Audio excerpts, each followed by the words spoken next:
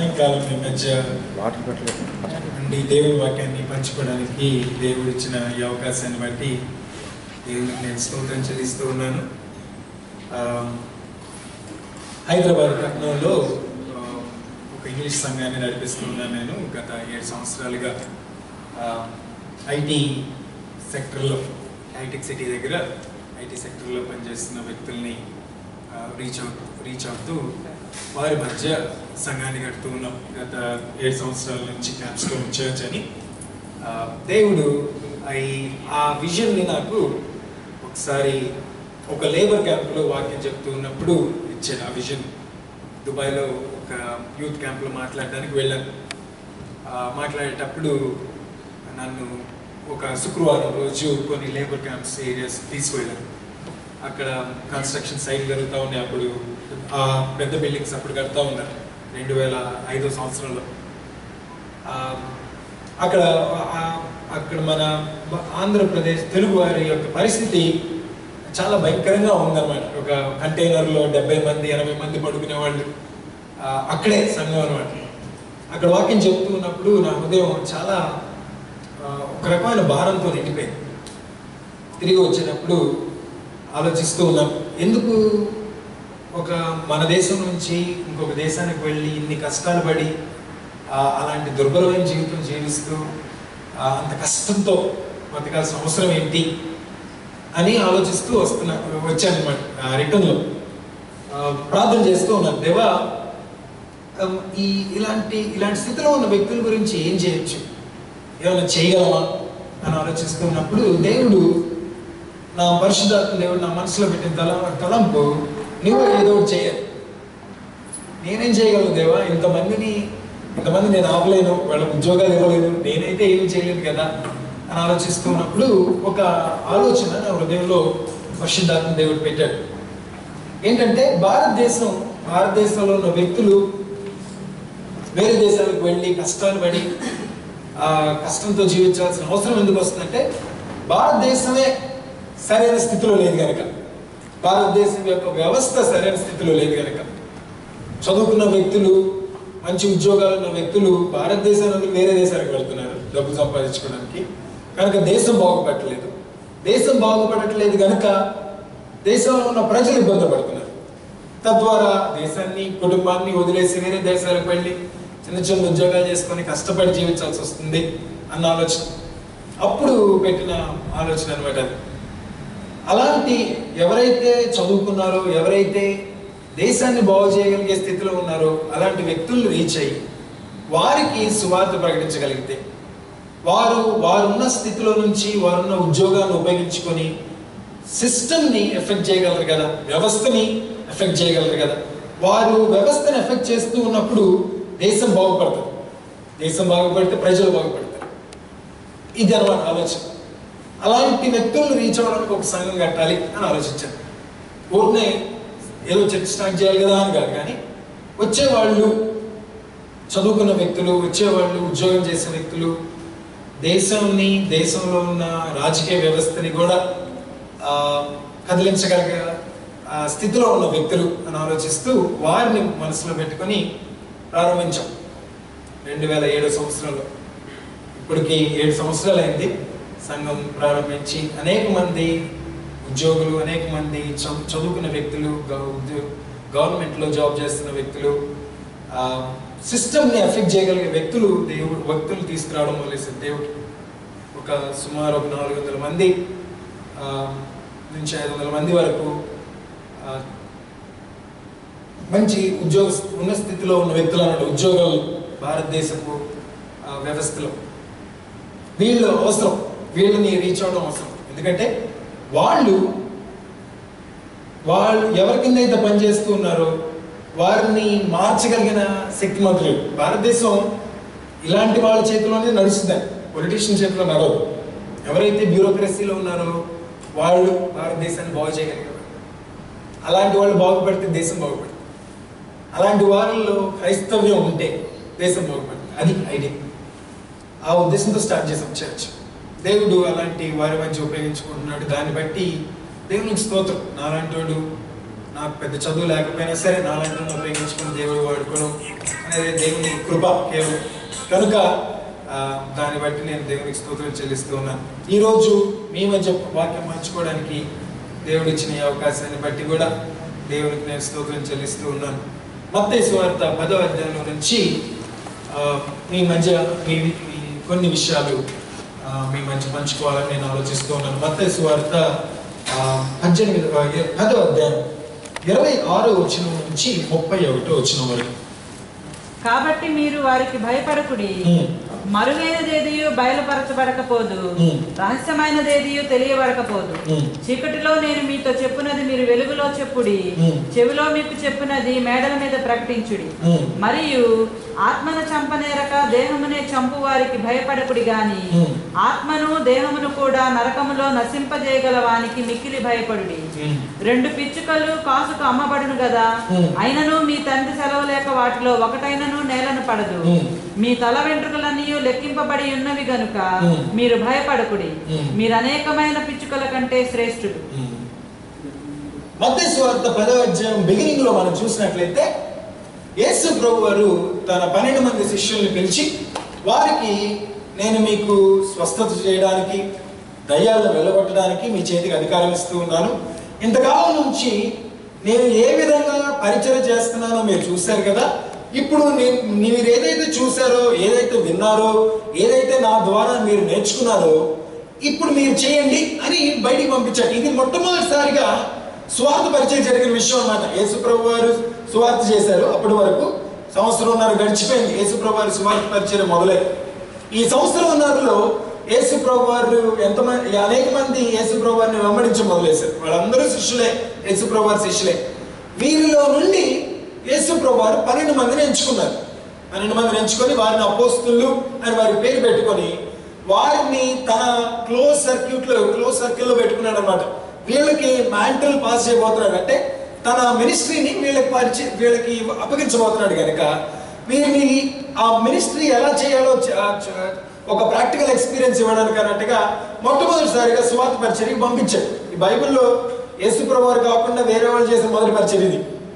ఈ 12 మందిని పంపిస్తూ మీరు ఒక్కళ్ళే వెళుతున్నారు కనుక వాళ్ళతో ఆయన వెళ్ళలేదు, వెళ్లకుండా మీ చేతికి నేను అధికారం ఇస్తూ ఉన్నాను, మీరు వెళ్ళి సువార్త ప్రకటించుడి అన్నాడు.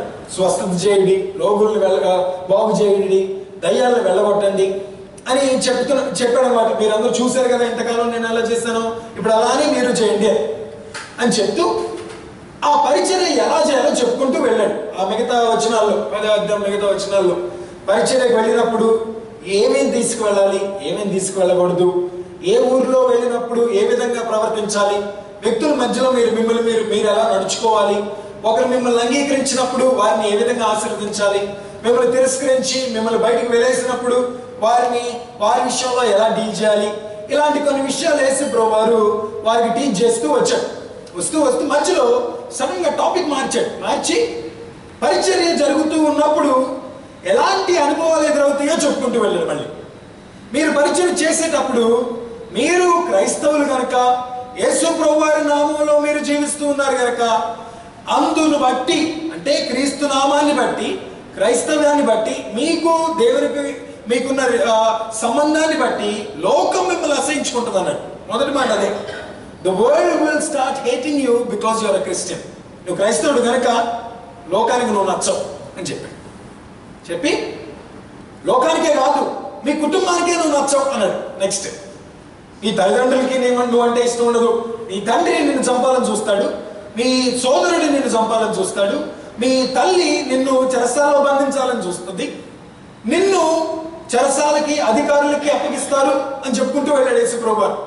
ఇంకొక మాటలో యేసుప్రభు వారు ఏం చెప్తూ ఉన్నారంటే, క్రైస్తవుడిగా నువ్వు జీవితాన్ని జీవించేటప్పుడు లోకం నిన్ను అసహించుకోవడమే కాకుండా నీ కుటుంబంలో నుంచి నీ కష్టాలు వస్తాయి అని చెప్పాడు అన్నమాట. అంటే నువ్వు ఎక్కడ అడుగు పెట్టినా సరే కష్టం ఉంటుంది నువ్వు క్రైస్తవుడు కనుక. క్రైస్తవ్యంలోకి వచ్చిన మొదటి రోజు నుంచి మనం గుర్తుపెట్టుకోవాల్సిన వాస్తవం అది. క్రైస్తవులుగా నేను జీవించడం మొదలేసినప్పటి నుంచి ఈ లోకంలో ఖచ్చితంగా లోకం నాకు ఎదురు తిరుగుతుంది. ఈ విషయం చాలా స్పష్టంగా చెప్పేశారు. ఇంకొక మాటలో చెప్పాలంటే యేసు ప్రభు ఏమన్నాడంటే, ఒక క్రైస్తవుడు క్రైస్తవ జీవితాన్ని మొదలేసిన రోజు నుంచి ఖచ్చితంగా ప్రతిదినం శత్రువుని ఎదుర్కొంటాడు అన్నారు. ఏదో ఒక రూపంలో శత్రువు మన మీద దాడి చేయడం మొదలేస్తాడు. అది మన తల్లిదండ్రులు ఉపయోగించుకొని దాడి చేస్తాడు, మన ఉద్యోగాన్ని ఉపయోగించుకొని మన మీద దాడి చేస్తాడు, మన పైన ఉన్న యజమానిని ఉపయోగించుకొని మన మీద దాడి చేస్తాడు, మనకు ఆర్థిక వనరులను మన దగ్గర నుంచి తీసివేసి మనకు బాధ కలుగు చేస్తాడు, లేకపోతే శరీరాన్ని తాకి అస్వస్థతను తీసుకువచ్చి తద్వారా మన జీవితం మీద దాడి చేస్తాడు. ఏదో రకంగా అపవాది శత్రువులని మన జీవితంలోకి తీసుకొస్తాడు అనే విషయం స్పష్టంగా చెప్పేశాడు అన్నమాట యేసుప్రభువు చెప్పి అప్పుడు ఈ వచనం చెప్పాడు, అయినను భయపడకుడి అని. అయినను భయపడకుడి. యేసుప్రభువు వారు మీరు చదివిన ఈ 3 వచనాల్లో, ఈ 5 వచనాల్లో 26 నుంచి 31 వచనాల్లో 3 సార్లు భయపడకుడి అనే మాట ఉపయోగించాడు. Don't be afraid, don't be afraid 26 వచనంలో, 28 వచనంలో, 31 వచనంలో 3 సార్లు. అంటే ఇంగ్లీష్లో అట్లా ఉందనుకోండి, తెలుగులో కొంచెం అటు ఇటుగా ఉంటుంది. 3 సార్లు యేసుప్రభువు వారు భయపడకుడి భయపడకుడి భయపడకుడి అని చెప్పాడు. ఒక విషయం గుర్తుపెట్టుకోండి, యేసుప్రభువు వారు మీరు వాక్యం చదివినప్పుడు యేసుప్రభువు వారు ఏ విషయాన్నైనా సరే 3 సార్లు రిపీట్ చేశాడు అంటే అది చాలా ఇంపార్టెంట్ అని అర్థం. ఇది చాలా అంటే మీరు అక్కడ ఆగాలన్నమాట, ఆగి మళ్ళీ ఒకసారి చదవాలి దాన్ని, అవసరమైతే 30 సార్లు చదవాలి. ఏం చెప్తున్నాడు అసలు అని చూడాలి మనం. ఎప్పుడైనా సరే వాక్యం చదివేటప్పుడు గుర్తుపెట్టుకోండి, ఒక విషయం రిపీట్ అయింది అంటే 2-3 సార్లు అక్కడ అది మనం అటెన్షన్ పే చేయాల్సిన విషయం అన్నమాట. 3 సార్లు భయపడకుడి అంటున్నాడంటే అర్థం ఏంటి? మనం భయపడతాం అని అర్థం అన్నమాట. అంతేనా? మీరు శత్రువులను ఎదుర్కొంటాడు అన్న వాస్తవాన్ని చెప్పాడు, చెప్పి మీరు శత్రువులను ఎదుర్కొంటారు కనుక మీరు భయపడతారు అంటారు అనమాట. మీరు ఖచ్చితంగా భయపడతారు. సహజంగా మానవుడు భయస్థుడు మొదటి నుంచి. ఆదాము అవ్వలు ఎప్పుడైతే పాపం చేసి అవిధేయత చూపించి పాపం చేశారో దేవునికి, ఆ రోజు నుంచి మనిషిలోకి భయం వచ్చేసింది. అందుకే మనం ఎప్పుడు భయంతోనే జీవిస్తూ ఉంటాం. రేపు ఏం జరుగుతుందో అన్న భయం మనలో. ఆదివారం సాయంత్రం, ఇవాళ ఆదివారం కాదనుకోండి, మామూలుగా కూడా ఆదివారం సాయంత్రం సంఘంలో కూర్చున్నా కూడా సోమవారం ఉదయం ఉద్యోగం గురించి ఆలోచిస్తాం మనం. రేపు మార్నింగ్ వెళ్ళిన తర్వాత నా పరిస్థితి ఏంటి, శాలరీ వస్తుందా రాదా, లేకపోతే నా ఉద్యోగం ఉంటుందా ఊడుతుందా, వీడు ఎలా నా యజమాని నన్ను ఎలా డీల్ చేస్తాడో, ఏమంటాడో అన్న భయం మనకెప్పుడు, ఫ్యూచర్ గురించి భయం. అందుకనే భయపడకుడి అన్నాడు. మానవుడు సహజంగానే భయపడతాడు కనుక. ఆదాము అవ్వ పాపం చేసిన తర్వాత దేవుడు ఆదాము అవ్వలను కలవడానికి వచ్చినప్పుడు ఆదాము అవ్వలు చేసే మొదటి పని ఏంటి చెప్పండి నాకు? దాక్కున్నట్టు. చూసారా? అప్పుడు భయపడ్డం మొదలేసాం మా తాత అమ్మమ్మ. అప్పటి నుంచి భయపడతానే ఉన్నాం మనం ఇప్పుడు. భయం మనలో ఉంటుంది కనుక భయపడకుడి అంటున్నాడు. ఇది రెండో విషయం, మన కాంటెక్స్ట్ లో మనం గమనించాల్సిన విషయం. ఆ సందర్భంలో మొదటిది ఏమంటున్నాడు? శత్రువు ఉంటాడు నీ జీవితంలో అంటాడు. క్రైస్తవుడు కనుక నువ్వు ఖచ్చితంగా శత్రువుని ఎదుర్కొంటావు, ఏదో ఒక రూపంలో శత్రువుని ఎదుర్కొంటావు అంటున్నాడు. 2 అయినప్పటికీ భయపడకుడి అంటాడు. అయినప్పటికీ భయపడకుడి, నీ శత్రువుని చూసి భయపడద్దు అంటాడు. కానీ మూడో విషయం ఒకటి చూపిస్తాను మీకు. ఇది మనకు నచ్చని విషయం. ఓకే, నాకు నచ్చదు అనుకోండి, చదివినప్పుడు నాకు నచ్చలేదు ఈ విషయం. ఈ వచనాలు అన్ని చదివి చూడండి. అసలు ఎందుకు 10వ అధ్యాయం మొత్తం చదివి చూడండి కావాలంటే. శత్రువు ఉంటాడు నీ జీవితంలో అంటాడు, శత్రువుని చూసి భయపడకుడి అంటాడు, కానీ శత్రువుని తీసివేస్తాను అని మాత్రం అంటాడు. శత్రువుని నీ జీవితం నుంచి తీసివేస్తాను అని మాత్రం అట్లా చూస్తారా? ఏ శత్రువునైతే నువ్వు ఈరోజు ఎదుర్కొంటున్నావో ఆ శత్రువు అక్కడే ఉంటాడు అనమాట. వాడు అక్కడి నుంచి పోడు అనమాట. రేపు మండే మార్నింగ్ మీరు ఉద్యోగానికి వెళ్ళినప్పుడు అక్కడే ఉంటాడు, వాడు అక్కడే పోడు. నీ శత్రువు మీ ఎదురుగానే ఉంటాడు. ఎవరిని చూసి అయితే మనం భయపడుతున్నామో, దేని చూసి మనం భయపడుతున్నామో అది అక్కడే ఉంటుంది అనమాట, కథల దగ్గర నుంచి. నేను మొదటిసారి ఈ వాక్యం చదివినప్పుడు, ఈ విషయం నాకు అర్థమైనప్పుడు నేను ఆలోచించడం మొదలైసింది ఏంటంటే, దేవా నువ్వు ఇంత శక్తిమంతుడు కదా, భయపడుకుడి అని నాకు చెప్పే బదులు ఆ శత్రువుని తీసి పడేయచ్చు కదా, అక్కడి నుంచి అయిపోద్ది కదా ఒక పని, నేను బాగానే ఉంటాను కదా అని ఆలోచించడం మొదలైసాను. నాకున్న ఈ ఆర్థిక ఇబ్బందిని తొలగించవచ్చు కదా, నా శరీరంలో ఉన్న ఈ జబ్బును తొలగించవచ్చు కదా, లేకపోతే నా కుటుంబంలో ఉన్న ఈ సమస్యను తొలగించవచ్చు కదా, నా భర్తనో నా భార్యనో మార్చొచ్చు కదా, నా తల్లినో తండ్రినో మార్చొచ్చు కదా. వాళ్ళు కష్టాలు నా మీదకి తీసుకొచ్చేదాకా ఎందుకు ఊరుకుంటున్నావు నువ్వు? లేకపోతే నా యజమాని నన్ను ఇంత ఇబ్బందులు తొయ్యకుండా నా యజమానిని అక్కడి నుంచి తొలగించవచ్చు కదా. కానీ ఆయన అక్కడే ఎందుకు ఉంచుతావు నువ్వు అని ఆలోచించడం మొదలేసాను. Why would God allow an enemy to be in my life? That's the question. నిజానికి మనం పరిశుద్ధ గ్రంథం చదివితే ఎక్కడ దేవుడు ఏ శత్రువును తొలగించలేదండి. మీరు అది గమనించాలి, వాక్యాన్ని సరిగ్గా గమనించాలి. మనం వాక్యం చదివేటప్పుడు మనకు కనబడే విషయం స్పష్టంగా ఏంటంటే శత్రువు ఎప్పుడు అక్కడే ఉన్నాడు. శత్రువుని ఏ వ్యక్తి అయితే ఎదుర్కొన్నాడో ఆ వ్యక్తి ద్వారా జయింపజేశాడే తప్ప తను మాత్రం శత్రువుని తీసివేయలేదు దేవుడు ఎక్కడ. అంటే నీ జీవితంలో ఉన్న శత్రువు నీ జీవితంలో నుంచి తొలగించబడాలి అంటే నువ్వు ఆ శత్రువుని ఎదుర్కోవాలన్నమాట. నువ్వు ఎదుర్కొందే ఆ శత్రువుని అక్కడి నుంచి తీసివేయడు దేవుడు. బేసికల్గా దేవుడు ఏం చేయబోతున్నాడు అంటే నీకున్న ఇబ్బందిని నువ్వు ధైర్యంతో ఎదుర్కొన్నప్పుడు ఆ ఇబ్బందిని నువ్వు జయించే వ్యక్తిగా నిన్ను మార్చి ఇబ్బందిని తొలగిస్తాడు అనమాట. అప్పటి వరకు ఆ ఇబ్బంది అక్కడే ఉంటుంది, ఎక్కడికి పోదు. సో నేను అసలు ఆలోచించడం మొదలైసాను, ఎందుకు దేవుడు ఒక శత్రువుని నా జీవితంలో అలౌ చేస్తున్నాడు? దాని ద్వారా ఏమైనా అచీవ్ చేయబోతున్నాడా నా జీవితంలో? దాని ద్వారా నేను నా స్థాయిలో కానీ నా జీవితంలో కానీ ఏదైనా మార్పు తీసుకురాబోతున్నాడా? ఏంటి ఆయన ఉద్దేశం అని ఆలోచిస్తూ వచ్చాను. 5 కారణాలు గమనించాను. నేను పరిశుద్ధ గ్రంథం చదువుతూ ఉన్నప్పుడు ఇంకా అనేక కారణాలు ఉండొచ్చు, నేను చదవగలిగినంత వరకు ఒక 5 కారణాలు చూస్తాను ఎందుకు దేవుడు శత్రువుని మన జీవితంలో ఉంచుతాడు అనే విషయంలో. ఆ 5 కారణాలు నాకు ఒక విషయం మాత్రం స్పష్టం చేసినాయి. అదేంటంటే నా జీవితంలో నేనున్న స్థాయి నుంచి ఇంకొక స్థాయికి ఎదగాలి అంటే శత్రువు అవసరం అనే విషయం స్పష్టమైంది నాకు. 5 కారణాలు చూపిస్తాను చూడండి. ఈ 5 కారణాలు చెప్పకముందు కొన్ని విషయాలు మీకు అవసరం, గుర్తుపెట్టుకోవాల్సిన విషయాలు అవసరం. మొదటి కారణాలు కాదు ఇవి, మీరు గుర్తుపెట్టుకోవాల్సిన విషయాలు. మంచికి ఖచ్చితంగా ఎప్పుడు శత్రువు ఉంటుంది, గుర్తుపెట్టుకోండి. మీరు మంచి వ్యక్తులుగా జీవించాలి అని అనుకున్న మొదటి రోజు నుంచి మీరు శత్రువుని ఎక్స్పెక్ట్ చేయాలి మీ జీవితం. అంటే నేను ఒక క్రైస్తవుడిగా, ఆత్మపూర్ణుడిగా, ఆత్మతో నిండిన వ్యక్తిగా నేను నా ఉద్యోగాన్ని, నా జీవితాన్ని, నా కుటుంబాన్ని సరైన పద్ధతిలో, క్రైస్తవ పద్ధతిలో, పరిశుద్ధ గ్రంథం చెప్పిన పద్ధతిలో ఆత్మ నడిపింపు ద్వారా నడిపించాలి అనుకున్న రోజు నుంచి ఖచ్చితంగా మీ జీవితంలో శత్రువు ఉంటుంది. ఎందుకంటే మంచికి ఎప్పుడు చెడు శత్రువే, అదంతే, దాన్ని నువ్వు మార్చలేవు. ఇది ఇది ఇది మీరు గుర్తుపెట్టుకోవాల్సిన విషయం.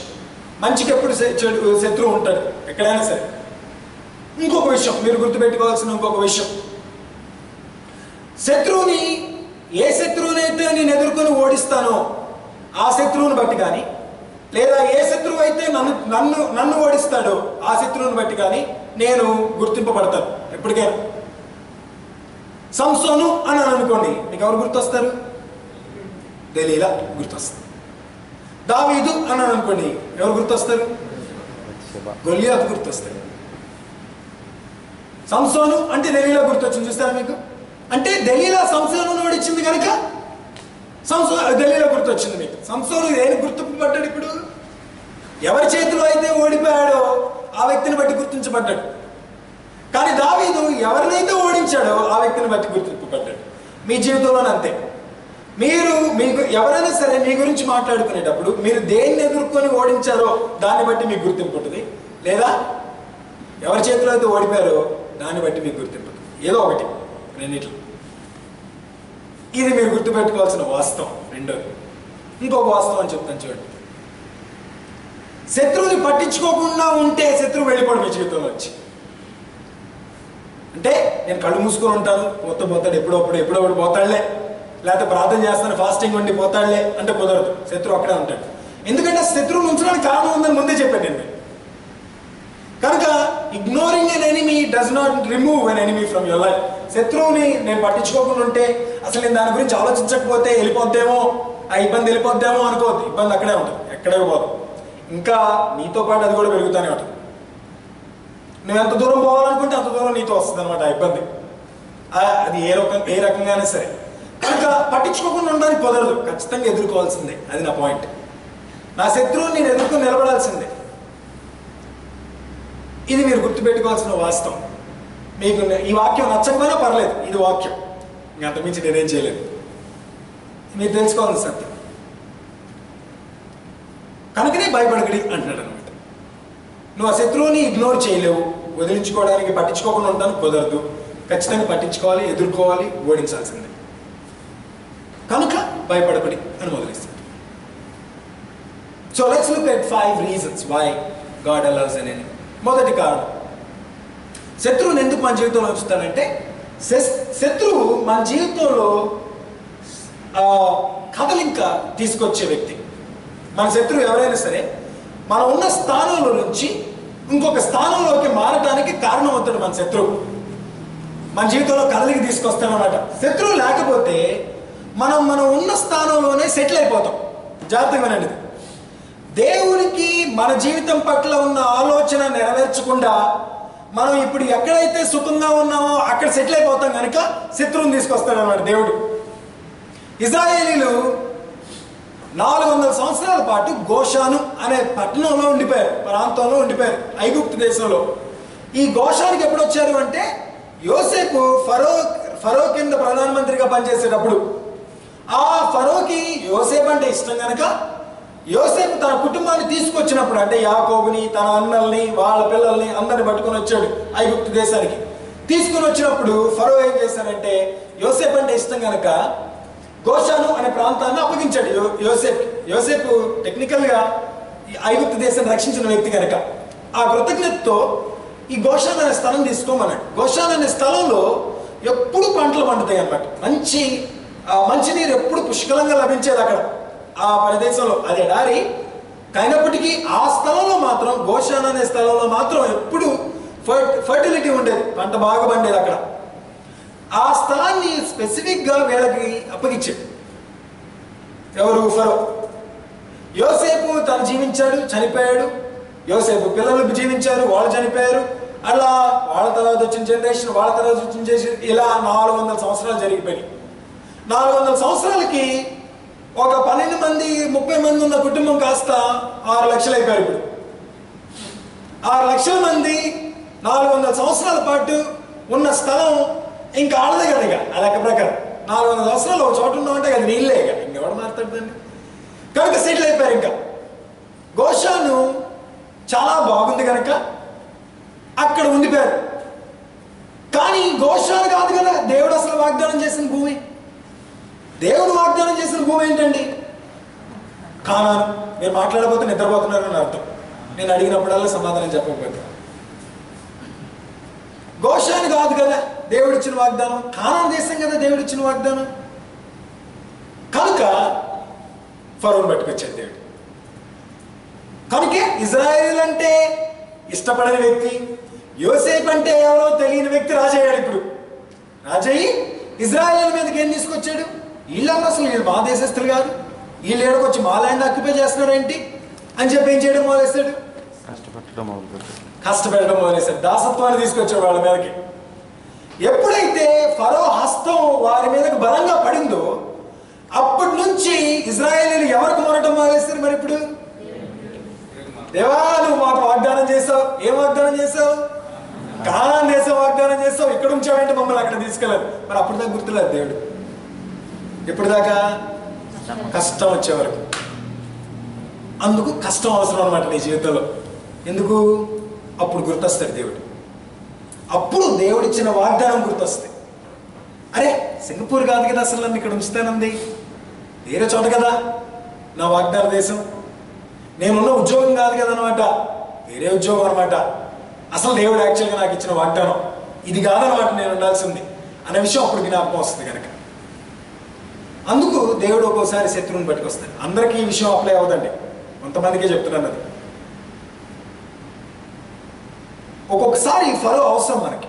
ఫరో అవసరం ఎందుకంటే ఫరో మనకి అసలు దేవుని వాగ్దానాన్ని గుర్తు చేస్తాడు కనుక. ఆ ఫరో వల్ల ఇజ్రాయేలీలు, దేవా మేము మరీ సుఖంగా సెటిల్ అయిపోయాం ఇక్కడ, ఇప్పుడు అర్థమైంది మాకు ఇక్కడ కాదు మేము ఉండాల్సింది, వాగ్దాన దేశంలో మేము ఉండాల్సింది అని ప్రార్థించడం. యోసేపు పొటీఫర్ భార్య యోసేపు జీవితంలో లేకపోతే యోసేపు ఒక గృహ నిర్వాహకుడిగా మాత్రమే ఉండిపోయాడు జీవితాంతం. యోసేపు ఐగుప్తు దేశానికి వచ్చినప్పుడు ఎలా వచ్చాడు? బానిసగా వచ్చాడు. ఒక దేశానికి అట్టడుగు స్థాయిలోకి వచ్చాడు అన్నమాట. ఆ దేశంలోకి ఎట్లా అడుగు పెట్టాడంటే ఇంకే పని లేదు, ఇంకేం లేదు, ఎవరు లేరు. Nobody to talk to, nobody to identify with. తన భాష చెందిన వాళ్ళు కానీ, తన ప్రజలు కానీ, తన కుటుంబం కానీ ఎవరు లేరు. ఒంటరిగా వచ్చాడు ఆ దేశానికి బానిసగా. అట్టడుగు స్థాయితో వచ్చాడు, అట్టడుగు స్థాయిలో వచ్చాడు. కానీ ఆ స్థాయి నుంచి ఎదిగాడు యోసేపు. ఒక లెవెల్ నుంచి ఇంకొక లెవెల్కి, ఇంకొక లెవెల్ నుంచి ఇంకొక లెవెల్కి. ఎంత స్థాయికి వచ్చాడు? తాను పనిచేస్తున్న కంపెనీకి అధికారి అయ్యాడు. జాగ్రత్తగా రండి మాట. తను ఏ పని అయితే చేస్తున్నాడో, ఏ కంపెనీలో అయితే పనిచేస్తున్నాడో, అంటే ఏ పొతిఫర్ ఇంట్లో అయితే పనిచేస్తున్నాడో ఆ ఇంటిని నిర్వహించే స్థాయికి వచ్చాడు యోసేపు. తాను ఆ పని చేసేటప్పుడు బానిసగా వచ్చిన వ్యక్తి ఆ స్థాయికి వచ్చాడంటే చాలా అచీవ్ అయినట్టు కదా లైఫ్లో, కాదన్నారా? చాలా అచీవ్ అయినట్టు కదా. ఎక్కడో కింద లేబర్ వచ్చాడు అనుకోండి, ఇప్పుడు మేనేజర్ అయ్యాను అనుకోండి, మరి ఎదిగినట్టే కదా. అసలు నా జీవితంలో నేను ఏమి చేయలేనేమో అనుకున్న వ్యక్తి ఈ స్థాయికి వస్తే సెటిల్ అయిపోతాడు ఖచ్చితంగా. కొంచెం అన్నా సంపాదించుకున్నాను రా బాబు, అసలు ఈ స్థాయిలో ఉంటానే అనుకోలేదు నేను, దాన్ని బట్టి దేవునికి స్తోత్రం అనుకుంటాం మనం. కానీ అలాంటి జీవితంలో, అలాంటి సమయంలో పొతిఫర్ భార్యను తీసుకొచ్చి పెట్టాడు దేవుడు. ఏ వ్యక్తి అయితే ఉన్న ఉద్యోగాన్ని చెడగొట్టగలదో అలాంటి వ్యక్తిని తీసుకొచ్చి పెట్టాడు. ఏ వ్యక్తి అయితే జాబ్ సెక్యూరిటీని తీసివేయగలదో అలాంటి వ్యక్తిని తీసుకొచ్చి పెట్టాడు. ఎందుకంటారు? పొతిఫర్ భార్య లేదనుకోండి, పొతిఫర్ భార్య అక్రమంగా యోసేపుని చెరసాల్లో పెట్టలేదనుకోండి, యోసేపు అసలు దేవుని ఉద్దేశంలో ఏం చేయాలో ఆ పని చేయడు. గృహ నిర్వాహకుడిగా ఉండిపోతాడు, మేనేజర్గా ఉండిపోతాడు. కనుక పొతిఫర్ భార్యను పెట్టుకొచ్చాడు. పొతిఫర్ భార్య యోసేపుని ఎంత ఇబ్బంది పెట్టిందంటే, పెట్టి చెరసాల్లో పెట్టడం ద్వారా మాత్రమే యోసేపు ఫరో దగ్గరికి వెళ్ళగలిగాడు. ఫరో దగ్గరికి ఎప్పటికీ వెళ్ళలేడు అసలు యోసేపు నిజానికి. ఈ ఇంట్లో ఉంటే దేశానికి ప్రధానమంత్రి అవ్వాలంటే ఇంట్లోంచి బయటపడాలి ఫస్ట్, అది పాయింట్. అందుకే ఒక్కొక్కసారి పొతిఫర్ భార్యను పట్టుకొస్తాడు అనమాట. అందుకే ఒక్కొక్కసారి మిమ్మల్ని చెరసాల్లో పెడతాడు అనమాట. తప్పు చేయకపోయినా అపనింద వేయబడి చెరసాల్లో పడి అంత ఇబ్బందులు కలుగు చేసేటట్టుగా కూడా అలౌ చేస్తాడనమాట దేవుడు. రాణిస్తాడన్నమాట. ఆయన చేయడు కానీ అలౌ చేస్తున్నాడు దాన్ని. ఎందుకంటే ఆ సమయంలో దేవుడు మాట్లాడినట్టుగా ఉండదు. చూసారా? నువ్వు ఉన్నావు అనుకో, నువ్వు యోసేపు అనుకో, ఏం ఆలోచిస్తావు? అసలు నేనేం తప్పు చేశాను దేవా? నువ్వు ఇచ్చిన పని సరిగ్గా చేసుకుంటున్నాను కదా, ఖచ్చితంగా యథార్థంగా జీవిస్తున్నాను కదా, నేను ఒక మంచి క్రైస్తవుడిగా ఉంటున్నాను కదా, సంఘానికి వెళుతున్నాను, సంఘంలో పనులన్నీ చేస్తున్నాను, నా ఉద్యోగం సరిగ్గా చేసుకుంటున్నాను, ఎక్కడా నేను ఏ విషయంలో కాంప్రమైజ్ అవ్వట్లేదు కదా దేవా, అయినా కూడా ఇంత ఇబ్బంది ఎలా అలౌ చేస్తున్నావు అని ప్రార్థన చేస్తుంటే దేవుడు మాట్లాడట్లేదు అనుకోండి. అసలు ఎట్లుంటుంది అసలు మీకు? ఒక రోజు కాదు, 2 రోజులు కాదు, 2 సంవత్సరాల పాటు అసలు మాట్లాడలేదు అనుకోండి దేవుడు మీతో, మీ పరిస్థితి ఏంటి?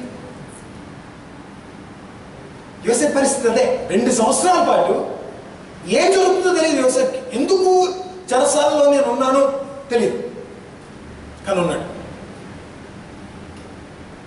చెరసాల అనుభవం లేకపోతే ఫరో దగ్గరికి వెళ్ళలేడు, ఫరో దగ్గరికి వెళ్ళకపోతే దేశానికి ప్రధానమంత్రి అవ్వడు.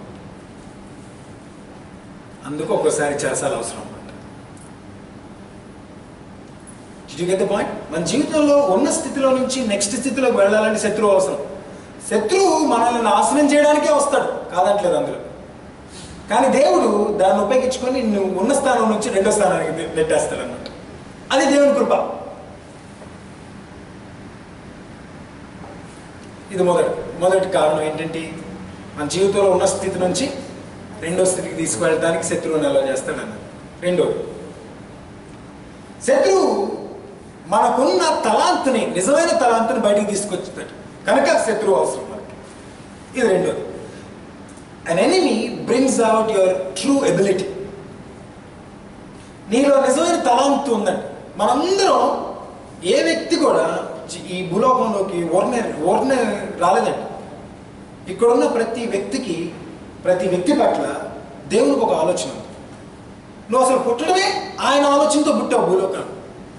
నువ్వు ఏ దేశంలో ఉన్నా సరే, ఏ స్థితిలో ఉన్నా సరే, ఏ కుటుంబం నుంచి వచ్చినా సరే, నీ విద్య యొక్క స్థాయి ఎంతైనా సరే, సాంఘిక స్థాయి ఎంతైనా సరే, అది కేవలం అది ఉపయోగించుకొని దేవుడు తను మనసులో ఏం పెట్టుకున్నాడో అది నీ ద్వారా ఈ భూలోకంలో సాధించబోతున్నాడు అనమాట. ఆ ఉద్దేశంతోనే భూలోకానికి తీసుకురాబడ్డావు. కనుక దేవుడు నా పట్ల ఒక ఉద్దేశం కలుగున్నాడు కనుక, నా జీవితం పట్ల, నా జీవితం ద్వారా ఒక కార్యం నెరవేర్చబోతున్నాడు కనుక, అది కేవలం నేను మాత్రమే చేయగలను కనుక, నాకు ఆ కార్యం చేయడానికి కావాల్సిన తలాంతులను ఆల్రెడీ పెట్టేశాడు లోపల. ఇది గుర్తుపెట్టుకోవాలి మీరు. మనందరికీ తలాంతులు ఉన్నాయండి. అందరూ ప్రసంగికులు కాకపోవచ్చు, కానీ మీలో ఉన్న తలాంతు నాలో లేదు, నాలో ఉన్న తలాంతు మీకు ఉండకపోవచ్చు. మీకు అసలు తలాంతు ఉందన్న విషయం మీకు తెలియకపోవచ్చు, నాలో ఇంత ఎబిలిటీ ఉందా అన్న విషయం మీకు తెలియకపోవచ్చు. ఆ ఎబిలిటీ మరి బయట ఎప్పుడు పడుతుంది? కష్టం వచ్చినప్పుడు బయటపడుతుంది. అది పాయింట్. కష్టం వస్తే కానీ బయటపడుతుంది కదండి. ఇప్పుడు నాకు తెలిసిన పనే చేస్తున్నాను అనుకోండి, కొత్తగా చేసేది ఏమన్నా.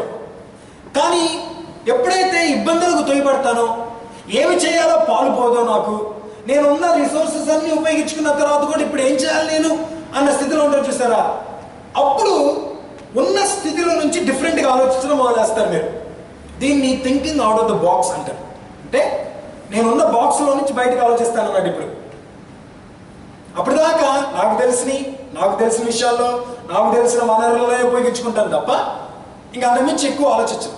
కానీ ఎప్పుడైతే నేను ఏమీ చేయలేనో, అన్నీ ఉపయోగించుకున్నాను, అన్నీ నాకున్న బలాన్నంతా ఉపయోగించాను, నాకున్న ఐడియాస్ అన్ని ఉపయోగించాను, ఇప్పుడు ఏం చేయాలో తెలియనప్పుడు కొత్త ఐడియాలు వస్తాయి. అప్పుడు బయటకు ఆలోచిస్తాం. దాన్ని thinking out of the box అంటే. అప్పుడు అసలు నీలో నుంచి నిజమైన తలాంత బయటకు వస్తుంది. ఏదైతే దేవుడు నిజానికి నీలో పెట్టాడో అది బయటకు వస్తుంది. దావీదు రాజు అయినప్పుడు 2 సమూయేలు గ్రంథం 5వ అధ్యాయం, జస్ట్ రెఫరెన్స్ కోసం ఇస్తున్నాను మీకు. దావీదు రాజు అయినప్పుడు హెబ్రోన్లో రాజుగా ఉండేవాడు. హెబ్రోన్లో 7 సంవత్సరాలు రాజుగా ఉన్నాడు. ఆ తర్వాత ఇజ్రాయెల్ దేశం మొత్తానికి రాజయ్యాడు. హెబ్రోన్లో ఉండి ఇజ్రాయెల్ దేశం మొత్తాన్ని పాలించడం కష్టం కనుక ఒక కామన్ క్యాపిటల్ కోసం వెతుకుతున్నాడు అనమాట. ఎక్కడైతే దేశంలో అన్ని స్థలాలకి ఈజీగా యాక్సెస్ ఉందో ఆ స్థలం కోసం వెతుకుతున్నాడు. ఆ స్థలం యెరూషలేం పట్టణంలో కనపడింది. యెరూషలేం పట్టణం కరెక్ట్గా మిడిల్లో ఉంది ఇజ్రాయెల్కి. అంటే కిందంతా యూదా గోత్రం, బెంజమిన్ గోత్రం ఉంటే ఇక మిగతా గోత్రాలన్నీ యాక్సెసిబుల్గా ఉంటాయి అనమాట. యెరూషలేంకి కరెక్ట్గా డిస్టెన్స్ సేమ్గా ఉంటుంది కనుక యెరూషలేం కరెక్ట్ పట్టణం అనుకున్నాడు. ప్రాబ్లం ఏంటంటే యెరూషలేం పట్టణం ఇజ్రాయెల్ దేశంలో లేదు. అది ఇజ్రాయెల్ దేశం మధ్యలో ఉన్నప్పటికీ నిజానికి ఇజ్రాయెల్ యెరూషలేం పట్టణంలో లేరు.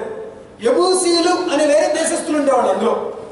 అంటే యెరూషలేం పట్టణమే ఒక దేశం అనమాట, కంప్లీట్గా ఇంకొక దేశం అది. ఈ యెబూసీయుల్ని ఓడించడం కష్టం. ప్రాబ్లం ఏంటంటే యెబూసీయులు ఇజ్రాయెల్ కంటే తెలియగలిగిన వాళ్ళు, ఇజ్రాయెల్ కంటే బలవంతులు. దానికి తోడు యెబూసీయులు పట్టణం ఎలా కట్టుకున్నారంటే ఒక కొండ మీద కట్టుకున్నారు. యెరూషలేం, city of Jerusalem is on the top of a hill by the way. ఆ పట్టణం దాని మీద కట్టుకున్నారు కనుక యుద్ధం చేసి వారి మీద గెలవడం అసాధ్యం. ఎందుకంటే కింద నుంచి అంత పైకి ఉన్న సైన్యాన్ని అంతని ఎత్తుకుని వచ్చేసరికి అలసిపోతారు దెబ్బకి.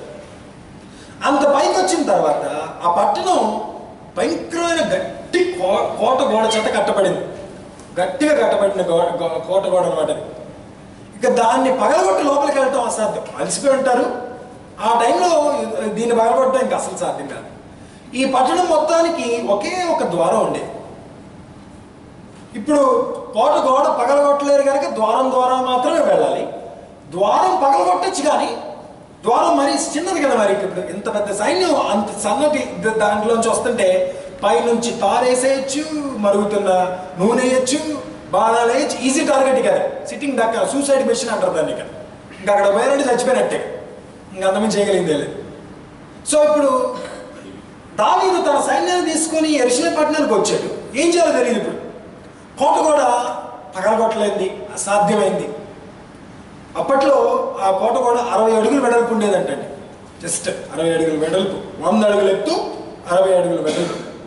100 అడుగులు ఎత్తు, 60 అడుగులు వెడల్పు అంటే ఏం ఆలోచించండి. ఇక ఒక 6 కార్లు వెళ్తాయి అటు ఇటుగా దాని మీద, కోట గోడ మీదే. అంత పెద్ద వాళ్ళని పగలగొట్టడం అసాధ్యం.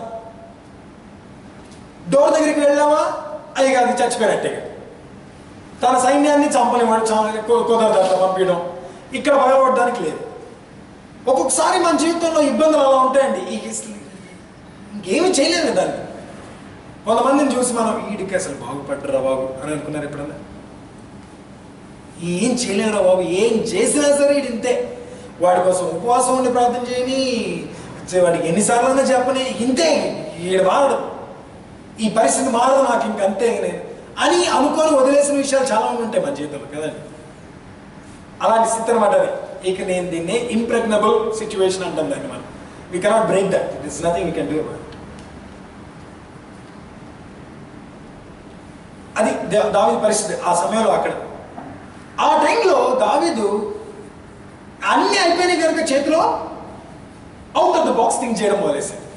తెలుగులో అక్కడ నీటి కాలువ అని రాయబడదు, నీటి కాలువ కోసం వెతకండి అని తన సైన్యాన్ని పిలిచాడు. నీటి కాలువ అని రాయబడింది, కానీ నిజానికి original translation is water shafts. Explain చేస్తాను చూడండి. ఈ విధంగా ఆలోచిస్తున్నాడు దావీదు. ఇంత పెద్ద పట్టణం, ఎంతమంది ఉంటారు లోపల? అంతమందికి ఫుడ్ రావాలి బయట నుంచి. డోర్స్ వేసి ఉన్నాయి అంటే ఫుడ్ లోపలికి వెళ్ళలేదు అనమాట. వీళ్ళు ఆల్రెడీ ఫుడ్ స్టాక్అప్ చేసుకుని ఉంటారు. సరే, అన్నం ఉండడం వేరు, మంచినీళ్ళు కావాలి. మనుషులు బతకాలంటే నీళ్ళు అవసరం. నీళ్లు లేకుండా ఇన్ని రోజులు ఒక పట్టణం ఉండడం కుదరదు. నీళ్ళు ఎక్కడో చోట నుంచి నీళ్ళు రావాలి. పోనీ నదేదన్నా ఉంది అనుకోవడానికి లేదు, ఎందుకంటే ఎక్కడుంది ఇప్పుడు? ఇది ఊరే కొండ మీద ఉంది, కొండ మీదకి నది వెళ్ళడం కుదరదు. ఎక్కడ చూసారు? అది ఫిజిక్స్లో పాసిబుల్ కాదు. అది అలా నీళ్ళు పైకి వెళ్ళి కిందకి రావడం అనేది, మోటార్ పెడితే తప్ప. So it's not possible. That means there is a way where the water is going in అన్నమాట. ఎక్కడో చోట నుంచి నీళ్ళు వెళ్తున్నాయి.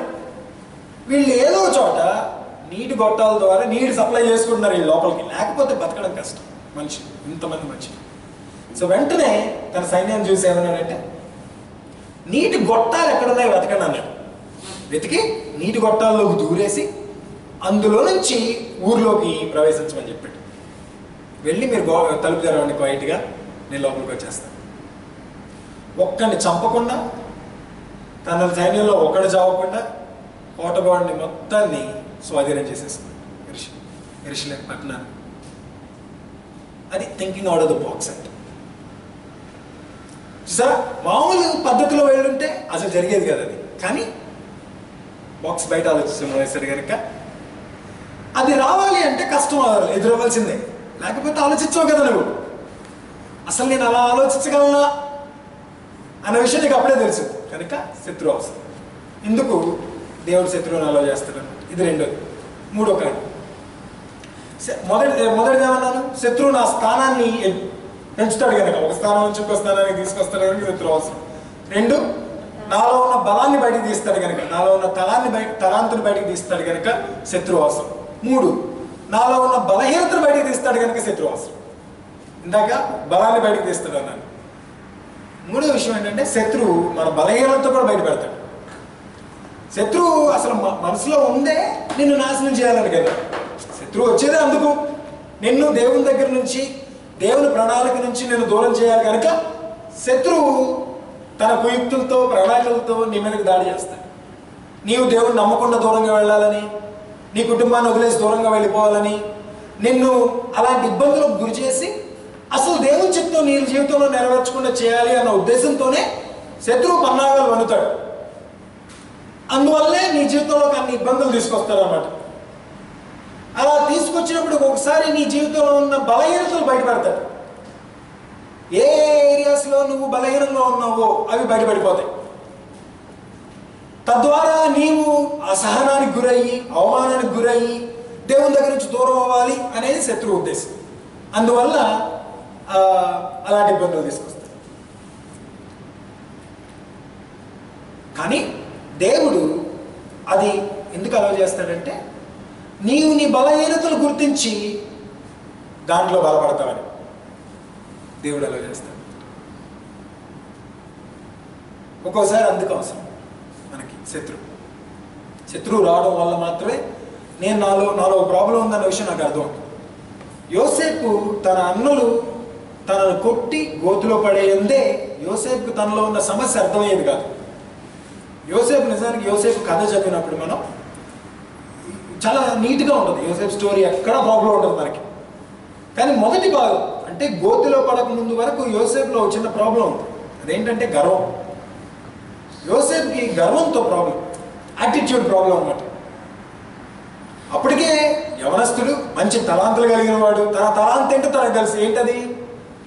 దర్శనాలు వివరించగలగడం. దర్శనాలు ఎవరి దర్శనమైనా తన దర్శనమైనా చూసి దర్శనం ఏంటో చెప్పగలిగే సామర్థ్యం ఉంది. అది ఆల్రెడీ యవనస్తుడిగా గుర్తించాడు. యవనస్తుడు అంత తలాంతుంది చేతిలో అంటే న్యాచురల్గా గర్వం వచ్చింది అంతే. దానికి తోడు తండ్రి బాగా ఇష్టపడే పుత్రుడు, అందరిలో ఆఖరివాడండి. బెన్యామిన్ తర్వాత పుట్టాడు. యోసేపు వెళ్ళిపోయిన తర్వాత బెన్యామిన్ పుట్టాడు యాక్చువల్గా. అంటే యోసేపు ఆఖరి కొడుకు అనమాట. ఆ టైంలో కొడుకు కనుక బాగా ముద్దుగా చూసుకున్నాడు తండ్రి యాకోబు. చూసుకొని అన్ని మంచి బట్టలు ఇచ్చాడు. సహజంగా అలా చేసినప్పుడు ఇంకా అది నార్మల్. ఇక ప్రతి ఇంట్లో అంతే. ఇప్పుడు నువ్వు అన్నావు అనుకో, మీ తమ్ముడినే బాగా చూస్తారు నీకంటే. నేను అన్నాను, నాకు తెలుసు కదా, అందరికంటే పెద్దోండి మా ఇంట్లో. సో నాకు తక్కువ, మిగతా వాళ్ళకి ఎక్కువ ఉంటాయి జనరల్గా. ఇక అదంతే. ఇంకా అడ్జస్ట్ అయిపోతాం మనం. ఇంకా తెలుసు మనకి న్యాచురల్గా జరిగేది విషయం. కానీ ఇప్పుడు తమ్ముడికి ఎంత మంచి చేసినా వాడు నీ దగ్గరకు వచ్చి షో ఆఫ్ చేశాడు అనుకో, నీకు ఎలా ఉంటుంది? ఇక అది జరిగింది అక్కడ. యోసేపు తండ్రి ఇచ్చిన పై వస్త్రాన్ని వేసుకుని అందరి ముందు షో ఆఫ్ చేసేవాడు. పైగా వీళ్ళ మీద పితూరులు చెప్పేవాడు వెళ్ళి, మా అన్న అది చేయలేదు, అన్న ఇది చేయలేదు. ఎలా ఉంటుంది అసలు మీకు? జరిగింది అది అక్కడ. యోసేపుకున్న problem attitude problem. Is got pride in his life.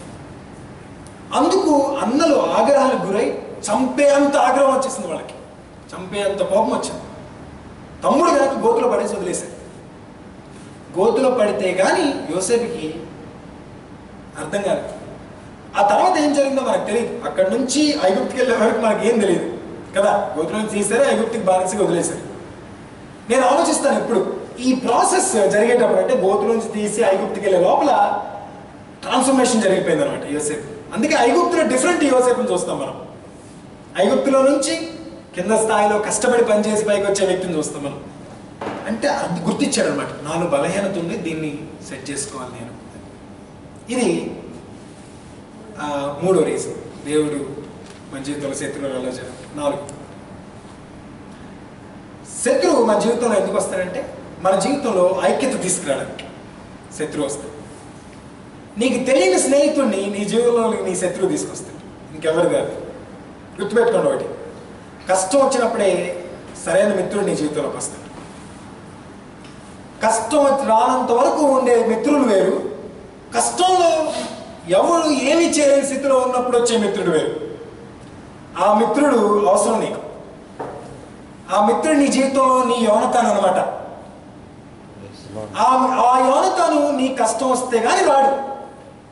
అందుకనే కష్టం అలా చేస్తాడు దేవుడు, యోనతాను రావాలి కనుక నీ జీవితం. గుర్తుపెట్టుకోండి, దావీదుని సౌలు చంపాలని చూస్తున్నప్పుడు దావీదుకి అర్థం కాని విషయం ఏంటంటే ఎందుకు చంపాలనుకుంటున్నాడు, అది ప్రాబ్లం దావీదుకి. మా మావే కదా సౌలు, దావీదు మావే. సౌలు కూతుర్నే పెళ్లి చేసుకున్నాడు దావీదు. మా మామగారు నన్ను ఎందుకు చంపాలని చూస్తున్నాడు, నేనేం చేస్తాను ఆయనకి అని ఆలోచిస్తున్నాడు దావీదు. పారిపోతా ఏం చేయాలో తోచట్లేదు. నేను చేసిన తప్పేంటి అసలు, మా మామ అడిగిన పనులన్నీ చేశాను, నేను చేసిన పనులన్నీ కరెక్ట్గా చేశాను, అయినా ఇంత ఇబ్బందికి ఎందుకు గురి చేస్తున్నాడు అని. యోనాతాను కలిసినప్పుడు దావీదు అడిగిన ప్రశ్న అదేంటి, నేనేమైనా తప్పు చేశానా మీ నాన్నగారికి అగెయిన్స్ట్గా, ఎందుకు చంపాలని చూస్తున్నాడు నన్ను, మీ నాన్న చంపకపోతే నువ్వన్నా చంపేసా నన్ను అనేసాడు దావీదు. అంత అసహనానికి గురైపోయాడు. ఆ టైంలో యోనాతాను ఒక మాట అన్నాడు దావీదు, ఇజ్రాయెల్ దేశానికి నువ్వే రాజు అన్నాడు. చాలా జాగ్రత్తగా వినాల్సిన విషయం. ఇజ్రాయెల్ దేశానికి నువ్వే రాజువు, నీవు రాజు అయినప్పుడు నీ పక్కన నేను ఉంటానన్నాడు యోనాతాను. దావీదు చనిపోతే బెనిఫిట్ ఎవరికి అనుకుంటున్నారు మీరు? యోనాతాన్కి. ఎందుకంటే దావీదు చచ్చిపోతేనే యోనాతాను రాజు అవుతాడు అంతే. కానీ యోనాతాను ఏమన్నాడు చూసారా, నువ్వు రాజు అవుతావు, నీతో నేను ఉంటానంట. అది అసలైన స్నేహితుడు అంటే. అలాంటి స్నేహితుడు నీ జీవితంలోకి రావాలంటే నీకు కష్టం రావాలి.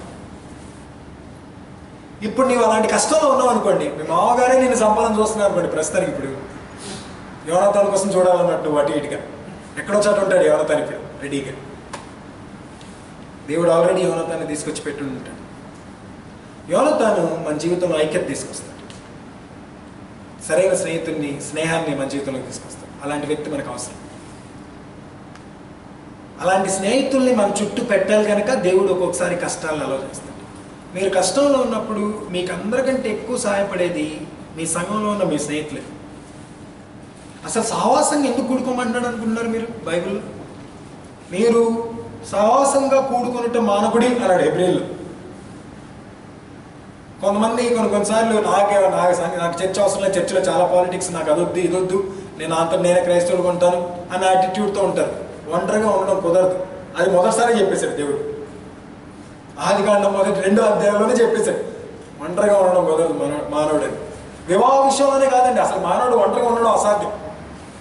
ఒక ఒంటరి క్రైస్తవుడు అసాధ్యం. ఎందుకంటే అపవాదికి నువ్వు ఒంటరిగా ఉన్నప్పుడు చంపడం ఈజీ, కానీ 2 క్రైస్తవులు ఉన్నారనుకో రాలేడు. అందుకు సహవాసం అవసరం. చర్చ్ యొక్క ఇంపార్టెన్స్ అది. Because it keeps you safe. ఇక్కడ ఉండడం వల్ల నీ దగ్గరికి కూడా రాలేడు అనమాట. ఇక్కడి నుంచి ఇంతమంది ఇక్కడ ఉన్నాము ఈ టైంలో, ఎంత పవర్ ఉంటుంది అనుకుంటున్నారు మీరు ఈ టైంలో? ఇక్కడ నీలో మనందరిలో ప్రతి ఒక్కరిలో దేవుని యొక్క ఆత్మ నింపబడింది. ఎంత శక్తి ఉంటుంది అనుకుంటున్నారు ఇప్పుడు ఈ సమయంలో ఇక్కడ? అందుకు దేవుడు మనల్ని సంఘంలో పెట్టాడు అనమాట. కష్టం వచ్చినప్పుడు అందరు నీ చుట్టూ ఉంటారు కనుక నీకు ధైర్యం ఉంటుంది. అందుకు కష్టం. 5 ఆఖరి, శత్రువు మన జీవితానికి సార్థకత తీసుకొస్తాడు. అందుకు శత్రువు అవసరం. జాగ్రత్తగా రండి. ఈ ఒక్క పాయింట్ చెప్పి నేను క్లోజ్ చేస్తాను.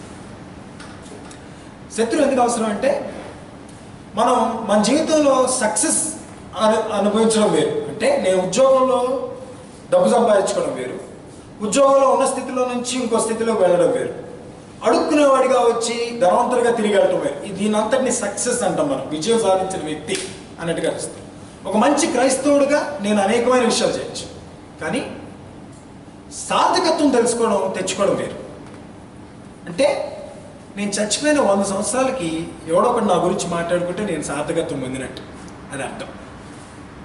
డబ్బు సంపాదించుకొని చచ్చిపోవడం వేరు, నా జీవితంలో పేరు సంపాదించుకొని చనిపోవడం వేరు. అది నా శత్రువే నాకు తీసుకొస్తాడండి. ఒక ఇన్సిడెంట్తో నన్ను మార్చేస్తాడు నా శత్రువు. I tell one story and I close.